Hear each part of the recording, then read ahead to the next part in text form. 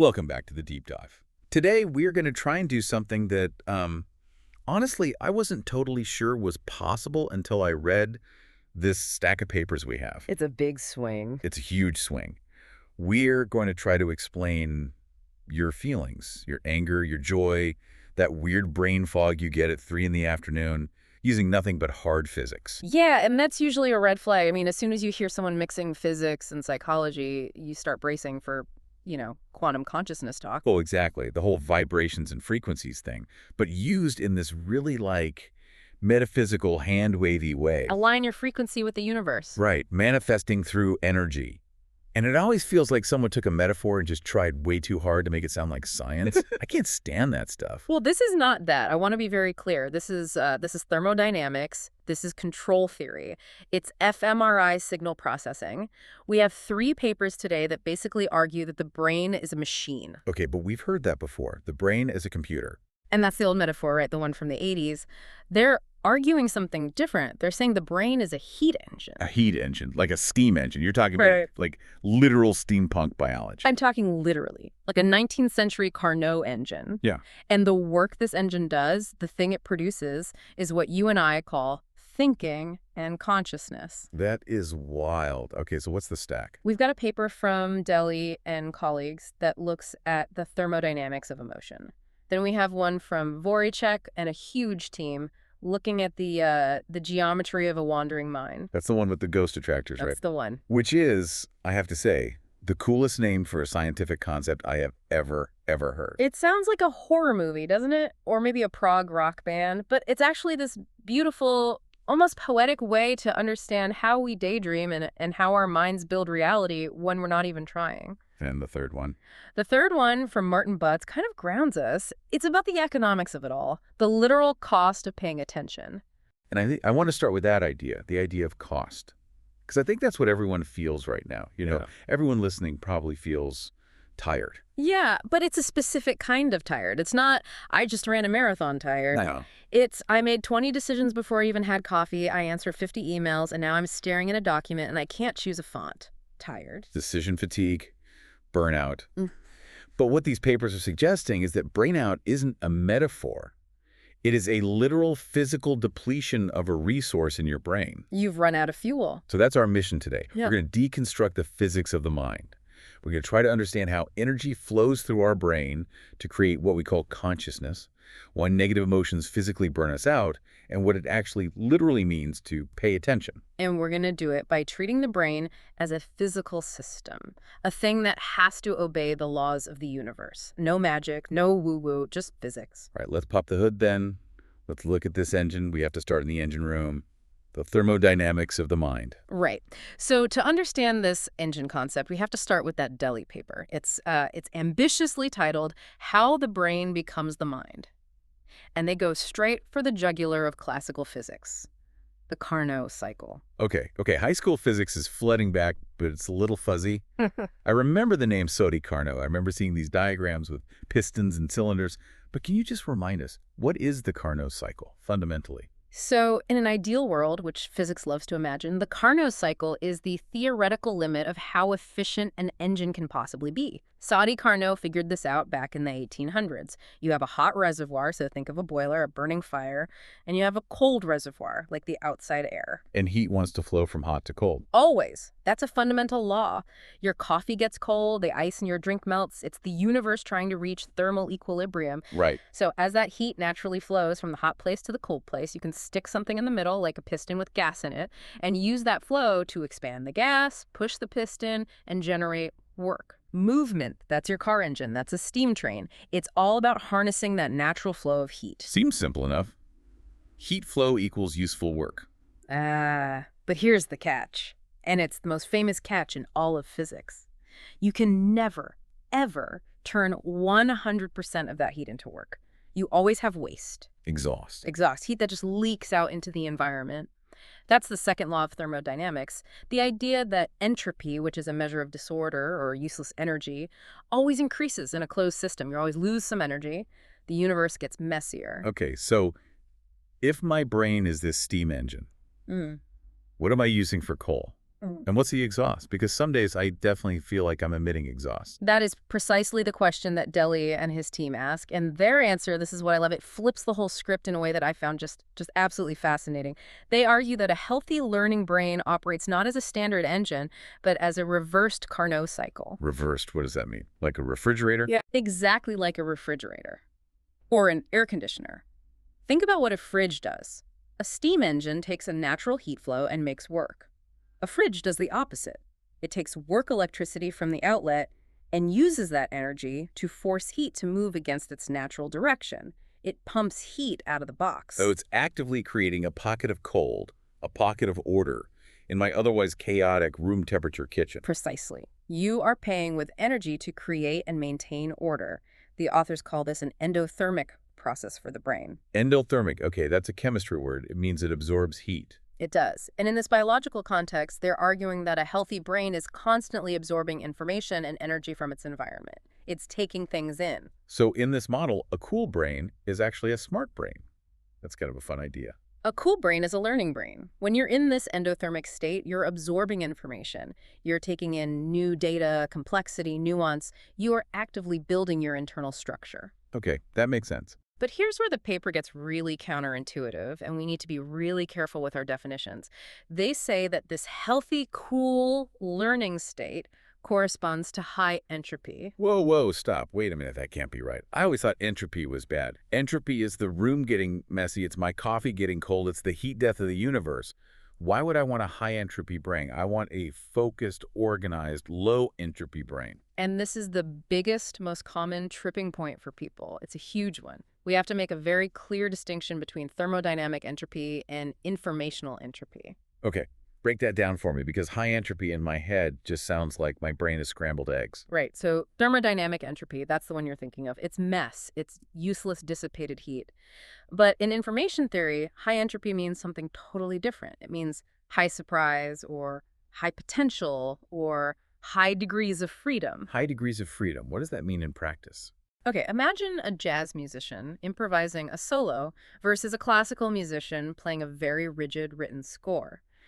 The classical score has very low entropy Why?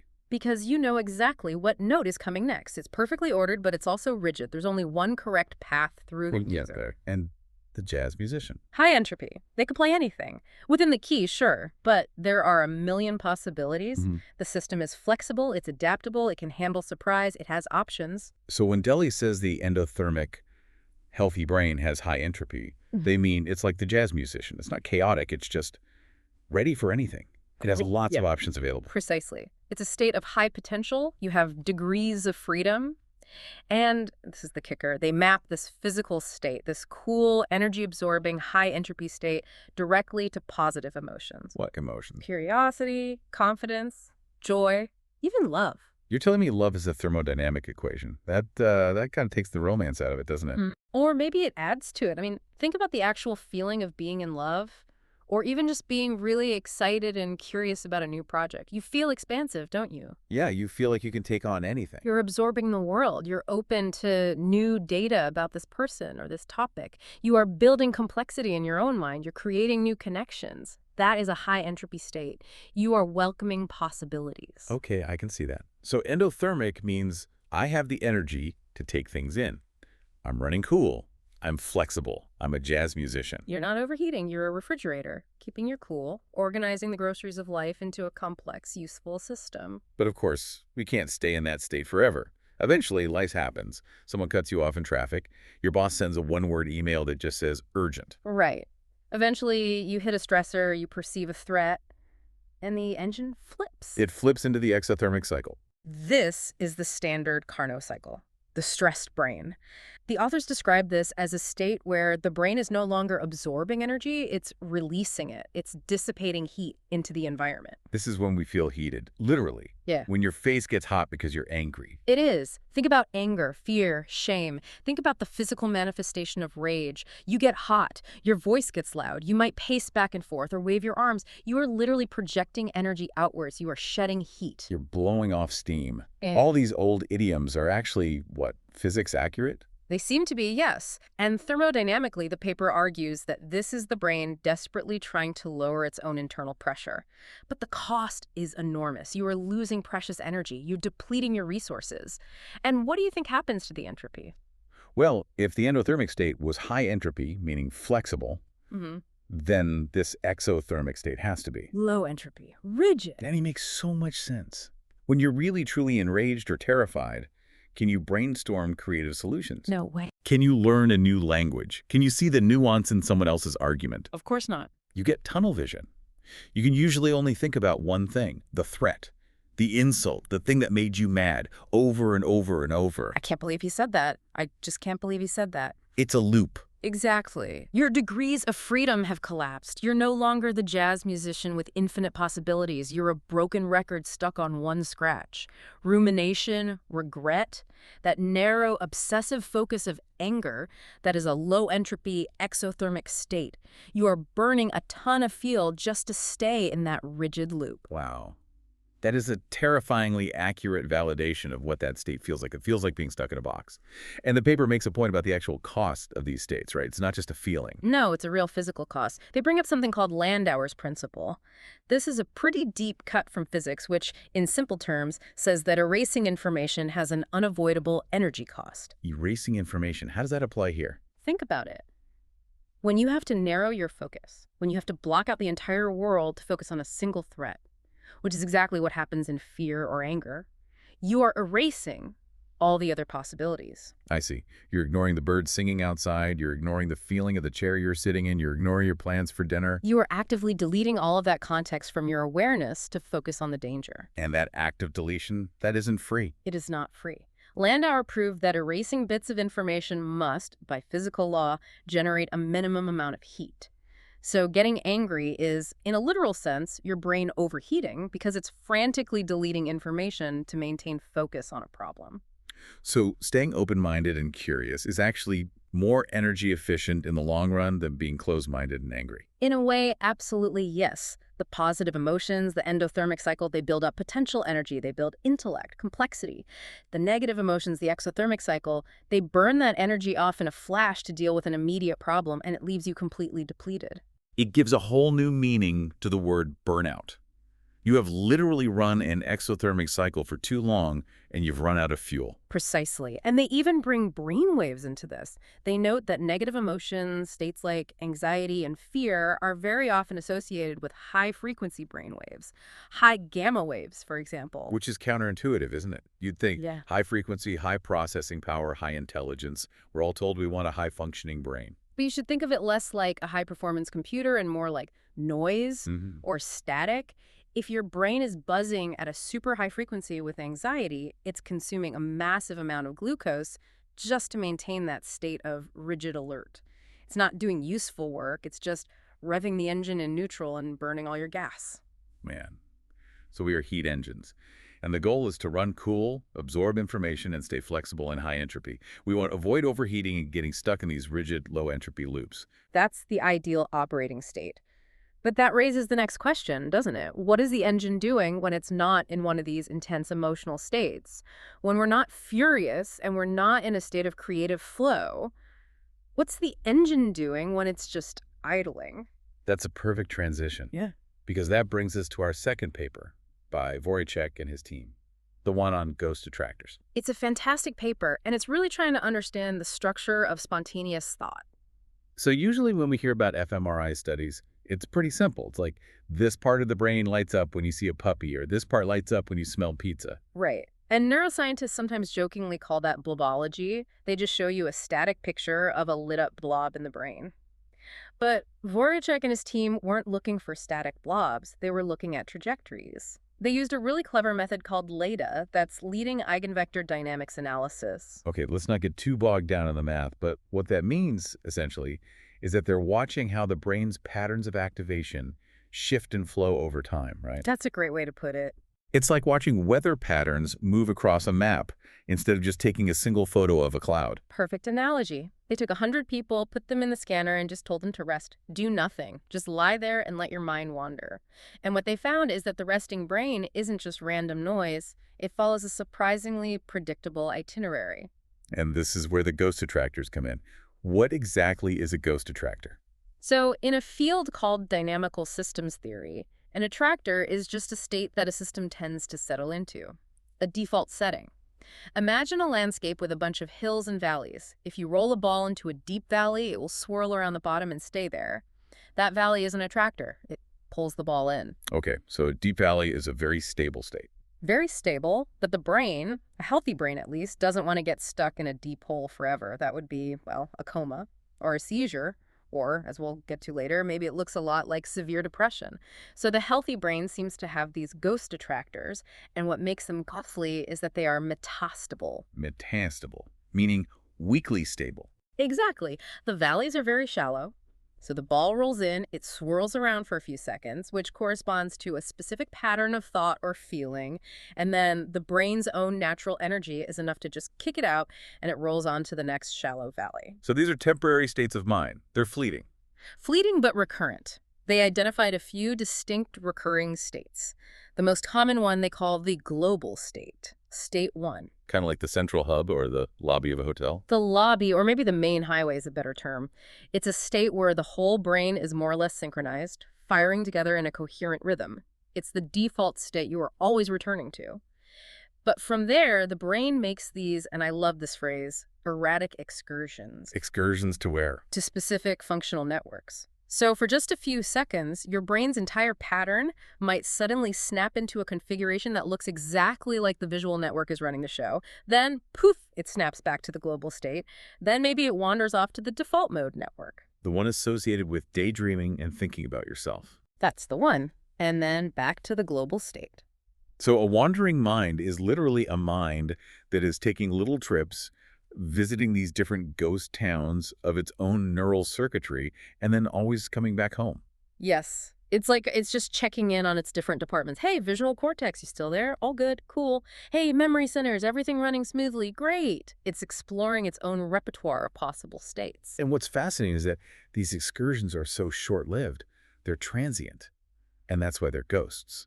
Because if they were permanent, you'd be stuck. And being stuck, as we just learned from the first paper, is a very bad thing. That's low entropy. That's rigidity. Exactly. You need the flow. You need to be able to visit the ghost of visual processing and then leave. Yeah. If you get stuck in the ghost of self-reference, well, that starts to sound an awful lot like rumination, doesn't it? It sounds exactly like rumination. Now, here's the part of the Voracek paper that really, really blew my mind. It has to do with the fingerprint. Ah, the noise. Tell me about the noise. So in neuroscience for decades, there's been a big debate about noise in brain signals.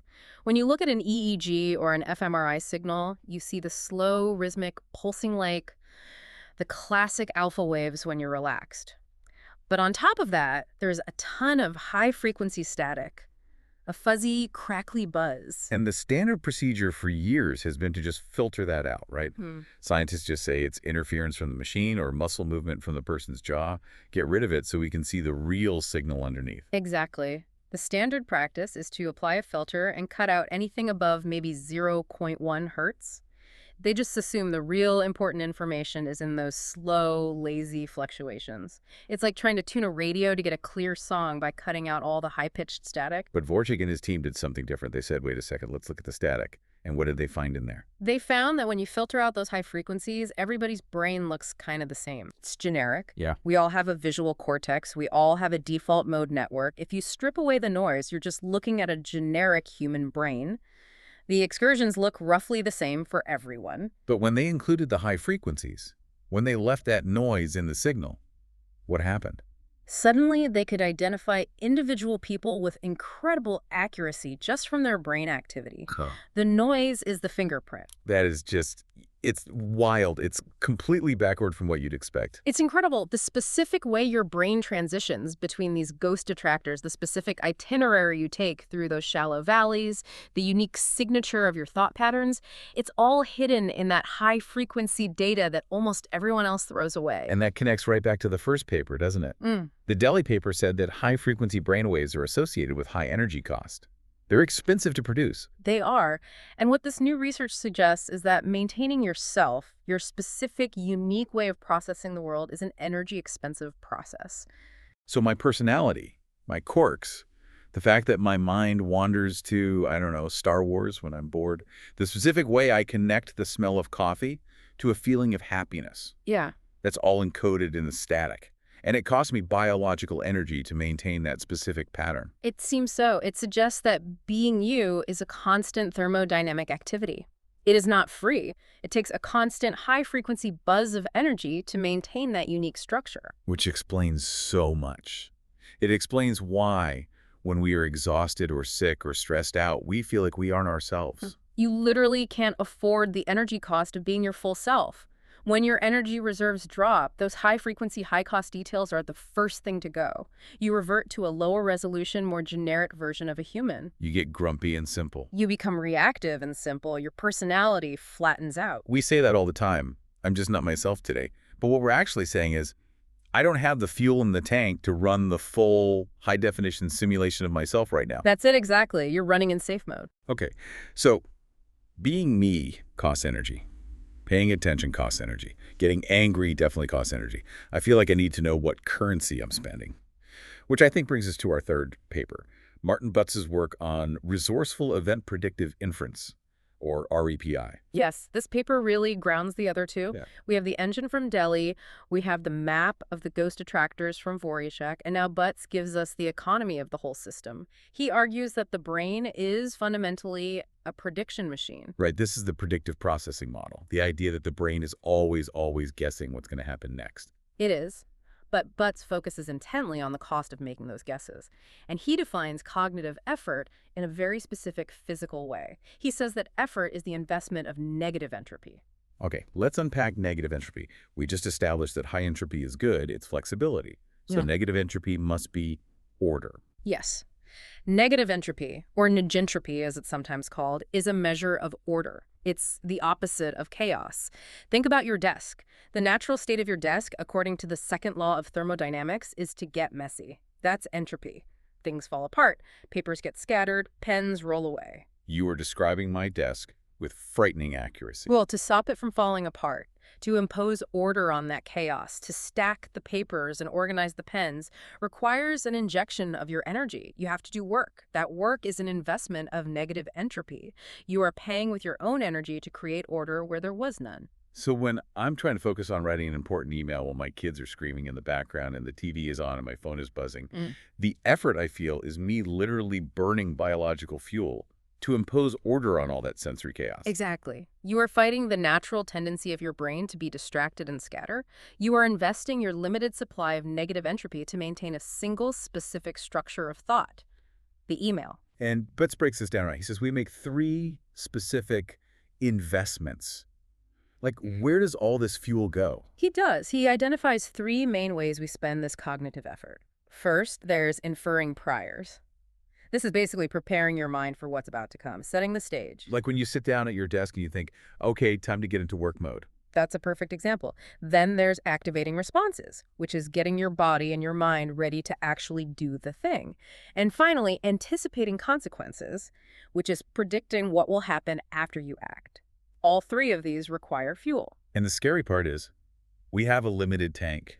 We do not have an infinite supply of negative entropy. We absolutely do not. And this is where he brings up the distraction economy.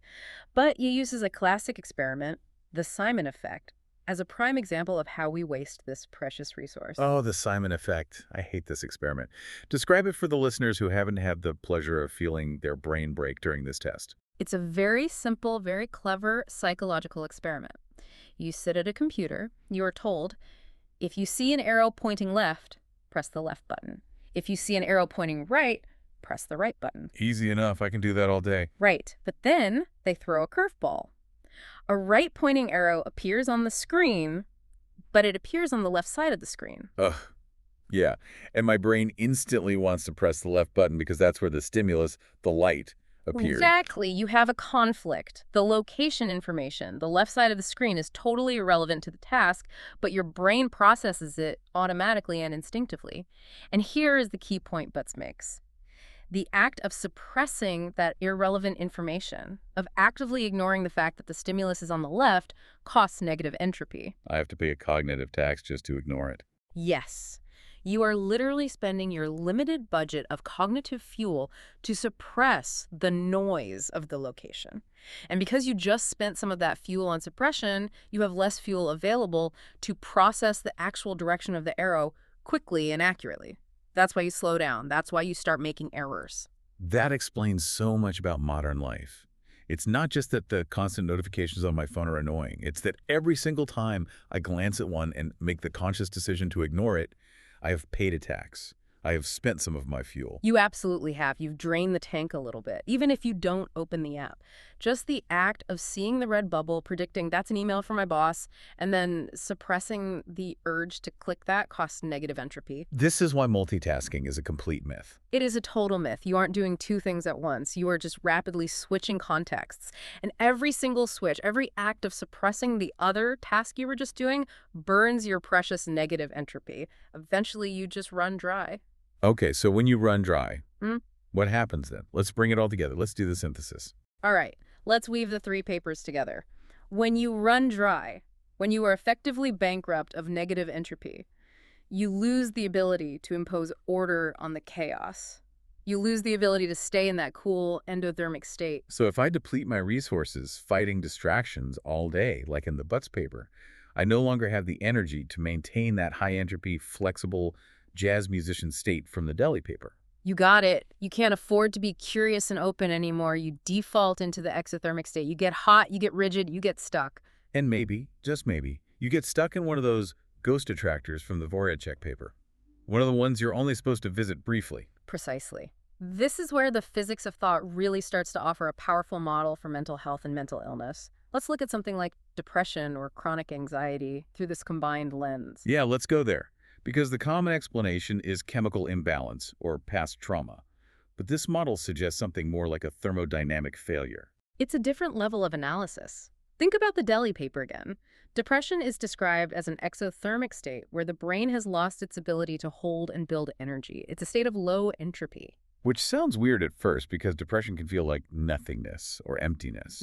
But you're saying it's actually a state of extreme rigidity. It is profoundly rigid. Think about the actual thought patterns of someone with severe depression. It's often a very tight loop. I'm worthless, nothing matters, it will never get better, I'm worthless. That is a highly ordered, highly repetitive, low entropy state. The brain has lost the energy required to explore any other possibilities. It literally cannot afford to visit any other ghost attractors. That's a very strong and plausible hypothesis. It might be that the brain gets trapped in the default mode network attractor, the one associated with self-reference and rumination. You can't snap back to the global state. You are just stuck in a tight orbit around the ghost of your own misery. And because you're already depleted, because you've spent all your negative entropy from the Butts model, you don't have the willpower or the energy to kick yourself out of that orbit. Exactly. It takes a massive injection of energy to break a stable low-entropy loop. That's why trying to break out of a depressive episode or a panic attack is so incredibly exhausting. You are fighting the fundamental physics of your own mind. You are trying to roll a very heavy boulder up a very steep hill when you have absolutely no fuel. This also makes me think about time perception. The first paper, the deli paper, mentioned that our perception of time changes depending on our energy state. It absolutely does. I mean, think about it. Have you noticed that when you're terrified or enraged, time seems to slow down to a crawl? Oh, totally. A 1-minute argument can feel like it lasts an hour. Waiting for a scary medical result feels like a year. That's the exothermic state. It's high frequency, it's high information density, it's a massive energy burn. You are trapped in the immediate present moment. The brain is processing so much threat data per second that your perception of time actually stretches out. But when you're in that flow state, that cool, high-entropy, endothermic state of learning or creating something ours can just vanish. Time flies. Because you're future-oriented. Your energy isn't being burned up just fighting the present moment. It's being invested in building potential. You are surfing smoothly from one ghost attractor to the next, not getting stuck or bogged down in any of them. This is genuinely fascinating. It completely reframes mental health as a form of energy management. It's not just about thinking positive thoughts. It's about having the thermodynamic resources to even be able to afford positive thinking in the first place. That is a crucial, crucial distinction. The Delhi paper explicitly links what they call mental energy to the feeling of confidence. They say confidence isn't just a psychological platitude, it's the subjective feeling of having enough surplus energy to handle new incoming information without overheating. Without overheating. I love that framing. So confidence is Well, just having a good radiator in your brain. In a way, yes, it's having an efficient endothermic cycle. It's the embodied knowledge that I can take in this new, potentially stressful information, I can absorb it, I can figure it out, and I won't lose my cool. That requires a surplus of energy. If you're already running on empty, any new piece of information feels like a threat. Because you can't afford the energy cost to process it. Right. So you reject it. You get defensive. You get angry. You shut down. You default to a low entropy, rigid state. So let's go back to that noise for a second. The fingerprint from the Voracek paper. If that high-frequency noise is us, if it's the signature of who we are, does that mean that anxiety, which we often describe as a high-frequency buzzing feeling, is just having too much personality? That is a very funny way to put it, but there might be a grain of truth in there. If the unique signature of your specific functional networks lives in that high frequency, high energy range, then maintaining your identity is by definition expensive. It costs energy to be me. It really does. And maybe what we call anxiety is sometimes just the system revving that engine too hard. The cognitive and energetic cost of maintaining those specific connections becomes overwhelming. We know that stress pushes the brain into higher frequency states. Maybe that's the fingerprint just getting way too loud and burning too much fuel. Okay, so let's try to bring this all down to earth. If I'm listening to this right now and I'm having this dawning realization, wow, I am a heat engine and I am definitely overheating, what do I do? What are the practical takeaways here? Well, looking at the synthesis of these papers, I think the first big takeaway is about what the Delhi paper calls the can-do attitude. Which sounds a bit like a motivational poster with a cat hanging in there, but go on. It does, but it's not just a platitude, it's thermodynamics. To have a genuine can-do attitude, you need to be in an endothermic cycle. You need to be in a state where you are absorbing, not just projecting. And this means you have to fiercely protect your energy reserve so that you can afford to absorb. So rest isn't just doing nothing. Rest is actively cooling the engine so you can run endothermically later on. That's it. You cannot be in a high learning, high creativity, high entropy state if you are constantly burning your fuel on low level stressors. You need actual cooling periods. And I don't mean scrolling TikTok for an hour. Why not? Because that's a high frequency, reactive, exothermic state. Scrolling is just a rapid fire Simon task. Evaluate, swipe, suppress, evaluate, swipe, suppress. You're still burning fuel. You're burning a ton of fuel. True cooling is low stimulation. A walk in nature, silence, meditation, even just staring at a wall for 5 minutes. Okay, that makes sense. Which brings us to the ghost visits. How do we manage those? Right. The Voracek paper shows us that we need to normalize the wandering mind. The brain naturally wants to take these little excursions. It wants to go visit the visual network or the default mode network. So when I'm trying to focus on a spreadsheet and my mind suddenly drifts to what I'm going to have for dinner, that's not a moral failure. It is not a failure of focus. It's a normal excursion. It's a ghost visit. The problem isn't the visit itself. The problem is the friction we create by fighting it. If I get mad at myself for daydreaming, I'm just generating heat. I'm turning it into an exothermic event. Precisely. You're creating unnecessary heat and wasting energy. The better approach is to just notice the ghost. Oh, interesting. I'm visiting the dinner planning ghost right now. And then, without judgment, you gently nudge the ball back to the main highway. Yeah. You don't try to force it with a sledgehammer. And how do we ensure we don't get stuck in the bad ghosts, the ruminating one? By budgeting our effort. That's the core lesson from the Butts paper. The Simon effect economy. The Simon effect economy. Every single time you fight a distraction, you burn your limited fuel. If you spend your morning fighting pop-up ads, screaming kids, and a constant barrage of dinging notifications, you have drained your tank of negative entropy. You will have nothing left for the big important decisions later. So budgeting effort means literally re-engineering your environment to remove the need to suppress things in the first place. Yes, clean your desk, turn off your notifications, close the extra tabs on your browser. It's not just about trying to focus harder. It's about stopping the constant slow leak of energy that comes from having to constantly suppress what's irrelevant. Save your negative entropy for the task that actually matters. It's a form of environmental design for your own mind. It is. You are designing an environment that requires less fuel to navigate. If you put your phone in another room while you work, you don't have to spend any energy ignoring it. That energy is now available for your actual work. It's like closing all the background apps on your phone to save battery life. That's a perfect way to put it. Your brain is the phone. And if you have anxiety, Twitter, and regret about that thing you said in 2008 all running in the background, don't be surprised when your battery dies by 2 p.m. I feel both attacked and deeply seen right now. It's just physics. It's universal. It happens to the best of engines. Okay, before we wrap up, I want to touch on that final provocative thought we teased at the very beginning, the idea of free will. This is where it gets a little philosophical, but I think the physics really supports it. We usually think of free will as, a binary thing. Either you have it or you don't. You're a person or you're a robot. But these papers, when taken together, suggest that free will might be a graded ability. It's a resource that you can have more or less of. Explain that. That's a huge idea. Think about our definition of the endothermic high-entropy state from the Delhi paper. High degrees of freedom, many available options, flexibility, a brain full of potential pathways. What does that sound like to you? Yeah, that sounds like free will. I can choose any of these paths. I can play any note on the saxophone. I have choice. Now think of the exothermic low-entropy state, the state of depression or rage, rigidity, stuck in a repetitive loop. Do you feel like you have choices in that state? No, not at all. I feel like I have to act a certain way. I have to scream back. I have to lie in bed and do nothing. It feels determined. So the argument is this. Free will costs energy. The ability to choose requires the thermodynamic capacity to hold multiple options open in your mind at the same time. If you burn too much energy, if you slide into that depleted low-entropy state, you literally lose your free will. You become a machine, a broken machine stuck on a loop. You become a deterministic system. You simply react rather than choose. You follow the deepest, most well-worn groove of the ghost attractor landscape because you don't have the energy to climb out of the valley and explore a different path. That's profound. And it's also kind of scary. It means that protecting our mental energy, getting enough rest, managing our environment, it's not just about self-care in a fluffy sense.